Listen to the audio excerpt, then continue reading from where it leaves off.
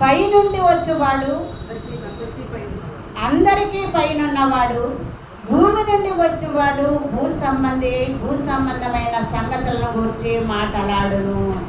యేసు ప్రభువారు పైనుండి దిగి వచ్చినవాడు కాబట్టి, దేవుడే కాబట్టి, దేవుడి స్థానాన్ని అక్కడ విడిచిపెట్టి నరావతారముగా ఒక శిశువుగా మనుష్య కుమారుడుగా ఈ భూలోకానికి వచ్చిన దేవుడు మరి మనకి ఏమని బోధించాడండి? భూ సంబంధమైన విషయాల వైపు కాకుండా పర సంబంధమైన పరలోకములో ఉండే మర్మములను, మరి ఆశ్చర్యమైన అద్భుతమైన గొప్ప సూచక్రియలను మనకి కనుపరిచి తండ్రిని ఘనపరుస్తూ, అంటే పరలోకములో ఉన్న దేవాది దేవుడు తండ్రి స్థానంలో ఉన్న యెహోవా దేవుడిని ఘనపరుస్తూ, కుమారుడు రూపంలో వచ్చిన యేసుక్రీస్తు పరలోక సత్యములన్నిటినీ మనకి చెప్పడము